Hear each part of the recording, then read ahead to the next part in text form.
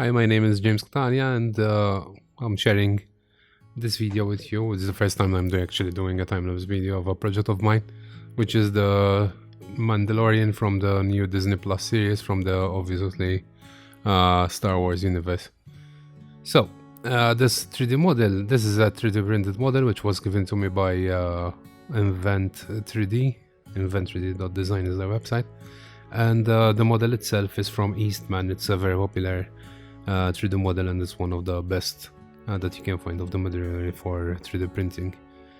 So right now I had already sanded the 3D print and obviously gave it a coat of primer, but after I sent it and water sanded it, I realized that there's still a lot of imperfections in the 3D print. So the first step was to actually smooth everything down with body filler, with what we say is what we refer to as Bondo. So yeah, if you notice, I started with the gloves, then the gloves came off, as they say, because I needed my fingers to actually smooth down the body filler. Obviously, the more you smooth down the body filler and the more exact you are, the less sanding work that you have afterwards. As you notice, I have the vacuum cleaner there as well, and because sanding body filler in very tight quarters is a mess. Basically, there's clouds of body filler particles everywhere. Obviously, it takes a while. Now, what you're seeing me do, basically, sometimes you see me sand with paper, sand with nail files, but then I come in with a pick. I use a very small Phillips head screwdriver as a pick and the big knife because I want to redefine the edges properly when it comes to straight edges or corners, because obviously the body filler tends to smooth everything down, because that's obviously its job. Here it took actually quite a while, so what you're seeing was done on weekends, basically over a couple of months. So about 4 hours of work every weekend, sometimes less, because sometimes like for example, when you give the body filler, you need a whole 24 hours for the body filler to make sure that they dry up. It dries up. So as you see now, I use my large X-Acto knife, so my large cutter, to make sure that the edges are straight. Now you see me use a lot of time with the ears, basically, of the helmet. Let's for the lack of better word, let's call them ears, because they really didn't come out good in the 3D print. It's not because of the model, it's because of the quality of the 3D print. Not because the quality is bad, but for fast printing, usually we prefer to downgrade the 3D print quality and then fix the couple of errors that there is, than spending like 2 weeks printing something like this. So basically, I covered the whole ears of the helmet with body filler, and I carved them up again in their proper shape. That's what you're seeing me do right now, and that's why it took a bit of time. Now, after the main sanding of the armor plating, I'm concentrating on the helmet, and what you're seeing me do there with the knife is basically scoring all the lines again, because even in the back, if you see the Mandalorian in the back, he has like set of vents in the back of the helmet that they needed to be reformed, and obviously now wet sanding everything again. In fact, I sand so much that basically you can see the yellow of the 3D printing again. Every time I sand, I go through 200, 400, 800, 1000 and 1500, and then I wet sand with the same coarseness. Sometimes it doesn't look very good, the footage, because I switch on my detail lamp. The detail lamp is there, so I can really see the shadows, but obviously nothing beats your hands and just running your fingers over the print to see if it's really smooth.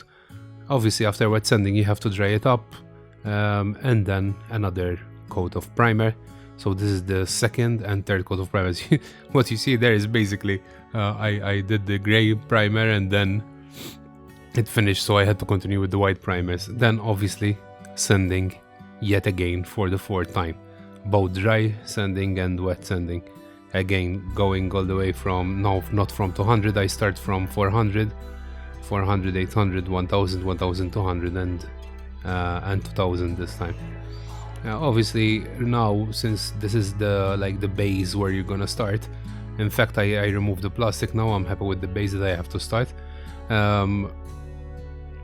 Obviously you need to make sure that all the detail is there, because then once you start painting you can't really do modifications to the model. Yes, when I went to start airbrushing, actually, although this cuts and in the video it shows nothing, I had a bit of accident with the airbrush. I had to stop for like a couple of weeks because I ruined the needle nozzle. I had to wait for the spare parts, but at least until that time the ultrasonic cleaner arrived from eBay, so I gave it a good clean up with the ultrasonic cleaner to replace what you're seeing there, the Neo. That's an Iwata, a Neo for Iwata actually, airbrush. So what you're seeing there in the background, the packaging is the extra needle nozzle, because I managed to squash it by mistake. And then while I'm waiting for everything to clean up, I just reorganize my paint stands. Basically I use Vallejo paints mostly. Yep, so game color, air, and color air, and color. Okay, so finally I'm ready to start airbrushing after a couple of weeks. When I said it took a month, obviously not including those 2 weeks I had to wait for spare parts. Now obviously all the time the reference is your best friend. You have to make sure, it's very important to make sure that all the colors you set them out correctly, because it just means extra work for you if you make a mistake at this point in time.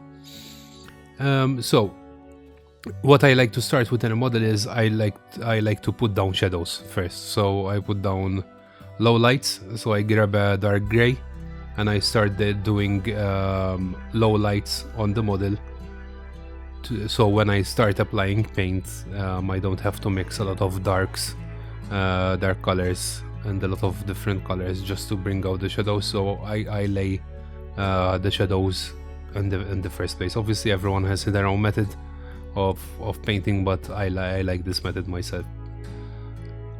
So I'm just laying down the shadows, the shadow work, and obviously after each color change you have to thoroughly clean your airbrush. Half the time is basically spent cleaning up the airbrush between color changes. And now this is the only thing which, if I had to redo this, I would change something. I'm masking everything up except for the silver parts. I wanted the silver parts to I don't know why I laid down, with hindsight it was a very bad decision, but I laid down the metallic silver parts before anything else. I mean, looking back, usually what I do with a project like this is I paint everything silver, then I paint the shadows, and then I start laying down color. So if I'm gonna do like a speckling technique or a salt technique or a like latex technique to get the show through of the silver, I just do them in the process color, but I don't know what happened here. It's lapsus. So I mask everything up, and masking tapes I use basically 4 types of masking tapes. I have the normal brand that you buy from an Hungary, which is very, very cheap. But when I use the big masking tape, the wide one, if you see the video, most of the times I attach it to the desk, I stick it to the desk, remove it, stick it to the desk or my hand and remove it, just to make sure that, because it's not intended for modeling, I just make sure it doesn't pull any paint, basically, when I come to take it off. Right now I'm laying down silver. I'm laying it down with the true metal colors from Vallejo. But by the end of the project, I don't know if it shows in the video, I end up changing all the silver because I didn't like it, and I changed it with chrome, actually, because the helmet, it wasn't giving the effect that I liked with the real metals. So I had to repaint all the silver by using chrome, especially on the helmet, and it made a world of difference. I wasn't liking the look of how it came out. Obviously, as I said before, all the time it's a chore cleaning your... there's Baby Yoda on the on the mobile phone case. This is like obviously we all use our tricks. I like using plastic egg cartons as paint mixing vessels because, you know, you reuse them. Why not? At least we don't just throw them away. You know, we don't just throw them for recycling and that's it. At least I get another use from them.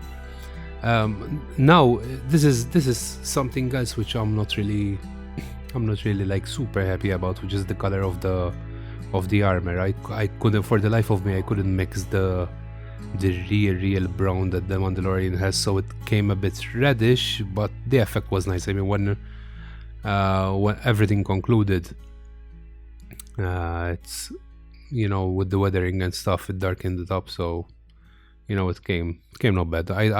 All the other colors are movie accurate, are screen accurate, you know, but the armor plating is not screen accurate. And here, obviously, again, I'm just masking everything ready for paint, the main armor, basically. So I'm mixing the colors because you can never have all the colors. Obviously, part of the hobby is mixing colors from what you have. So I don't have browns. So whenever I need browns, I just mix them up. Sometimes I use blue and red to create browns, and sometimes I go for a base with like with green and blue, you know, so it's not always the same. It depends what hue and what warmth I want the browns to be.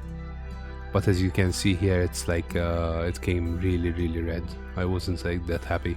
Then I darkened it a bit, but then I gave it more brown. But still, I mean, with the weathering, it came quite close. But if you're like a stickler for detail, it's the armor color is not screen accurate.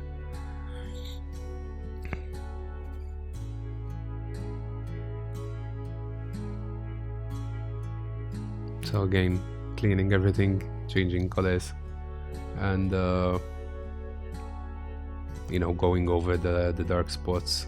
Again, it changes, you know. So right now I'm putting down more browns, more dark browns, and I need the detail lamp, what I call the detail lamp, to make sure that the colors are as close as possible.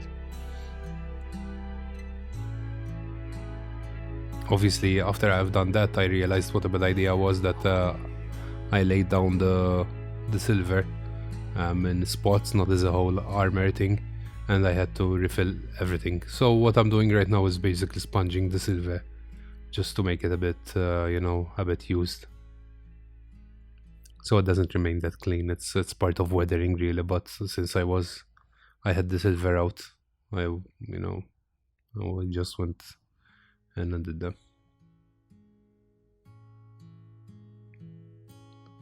So now I'm just gonna continue laying down colors, basically. This is the next day. I realized that the Disney Plus Mandalorian actually his right shoulder armor is different from some of the pictures. I went with the Disney Plus version from the official screenshots I got from Disney Plus, which shows the right armor plating having half the plate in light blue and the other half is off-white.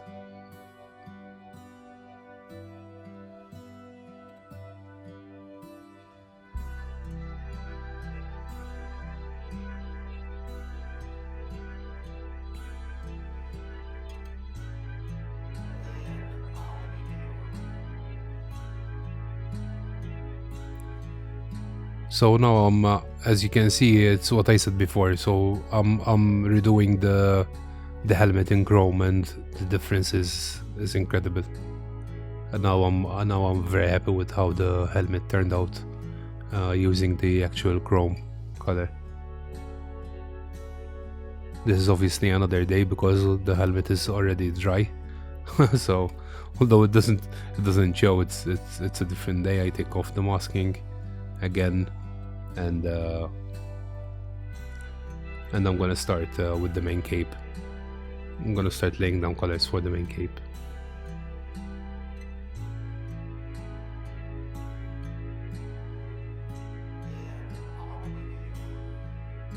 I had to touch up a bit the blue with the brush, because when I was like manhandling the model, turning it here and there, it kind of fell over and hit one of the stands or the anti-static mat, so it got nicked.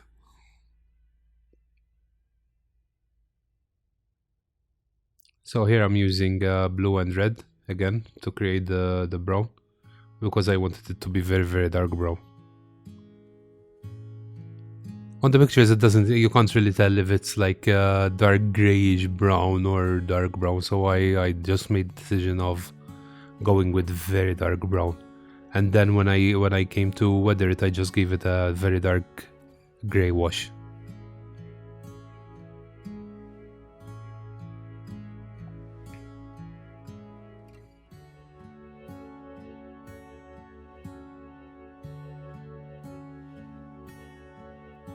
So what I was saying with the masking tape, I use 4 types, which is the white one, that's from the Ironmonger, as well from the hardware store, which is not really sticky, but I still stick it on my hand before I stick it to the model. Then I have the official, well, not the official, but the Tamiya masking tape, where I need like very, very good masking tape, which won't peel off the paint. For Tamiya masking tape, I have a mix of 10mm, 5mm, 2mm, and then I have the white masking tape, the really thin white masking tape to go around curves, but I didn't use them on this model. I used them for painting helmets and other very fine pattern work, basically. The cotton buds, when you have an airbrush, they're your friend. Trust me, cotton buds and airbrushes, they go hand in hand. You can clean the needle, you can clean really well the pot inside. So no, the actual I made the mistake here again. I painted the bottom part of the model and the arm is the same color. When they were in the same color, it was under the plating, the chest plating, it's lighter. But I gave it like a good base of gray. I gave the arms a good base of gray here to just make make the fabrics look different. Here I'm darkening the cape again to hide the browns, because the more I looked at it, the more like it had more gray than brown. But it's nice. The nice thing about it was that since I laid like very thin coats of dark gray on the brown still came through from the bottom layer. And again, washing everything up, cleaning the airbrush, every color change, and now I'm gonna leave it to dry. So what I do with the airbrush is basically I clean it. I have like a routine I do after every color change, and then I have like a more detailed routine about how to clean the airbrush just before I just put it, I just store it. Now it's the next day again, another day, and I was trying to paint the black visor, and I said, listen, I don't feel like masking everything again and just airbrush this bit of black. So what I did is I used the Vallejo anyways, the Vallejo colors, but I laid them down with the brush, with a very thin brush. And now I'm just basically doing the leather textures, and for the leather textures I had to use the brushes, because I had 3 shades of brown, and I wanted the brush, so the actual bristles to make the leather effect. And actually I think my favorite part of the model is the leather strap. The leather strap came really good.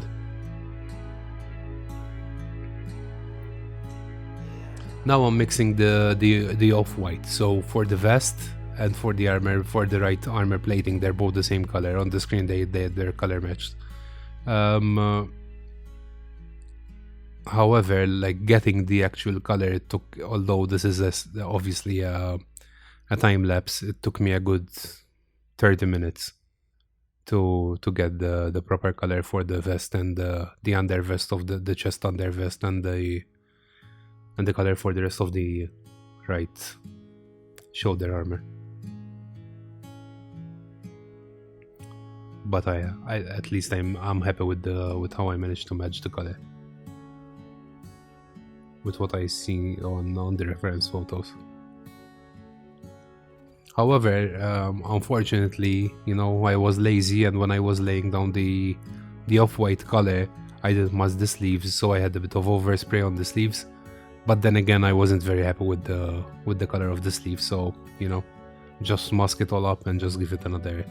That's what I'm doing right here. I'm just masking the detail, because just covering what I had done on the vest and leaving the sleeves, so I can give them a clean edge again. And it gave me the opportunity to mix a different brown and a different gray, so I can match the color even more. And I just lay down like a very light grayish, like used gray kind of fabric canvas like color. And since I was there, then I gave the cape, you know, the final. What I'm doing here is I'm using the same color as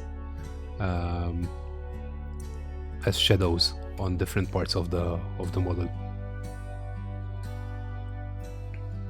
especially the helmet, you know, the vents of the helmet on the back. I'm still gonna weather more, but since they're there, might as well, you know, use them. And now I'm just laying down the final coat of chrome to show like scratches, and in fact I'm going at it with sponges and brushes and, you know, and stippling effects to make sure that it looks properly used. Then my favorite part of every model build, which is the weathering. So I gave the model a clear coat, like a couple of coats of varnish, so that I don't disturb anything underneath, and then I start weathering, which is basically black acrylic with loads of water, and I start weathering the model and just cleaning up, you know, weathering again, cleaning up, wiping it off until I'm happy with basically the amount of dirt that there is. After this, I give another quick varnish cover, and then I start with my powders. I basically use iron oxide, dark iron oxide gray, and I just add them on like dust. And I try to screen. Then I start really trying to screen match with my reference photos, where the weathering is, where the screenshots are like really laying on the dirt. So you get, obviously, if you're gonna do it, might as well do it as accurately as possible. There, apart from the powders, I use the Tamiya, like the Tamiya branded weathering powders with they look like makeup, basically. They look like eyeshadows, but they're like for you know, specifically for models. And now here I'm applying the soil color, the browns. So I apply some rust, you know, some dirt. This is all powder. Then obviously after everything is ready, you just go over everything with varnish again. And basically after the last coat of varnish, that's basically it. The model is done. It's all painted, screen accurate as much as possible, and I'm quite happy with it. I hope you enjoyed seeing what's involved in finishing a 3D printed model. I'm very happy with the results, and I hope you like it as well. Thank you. Bye bye.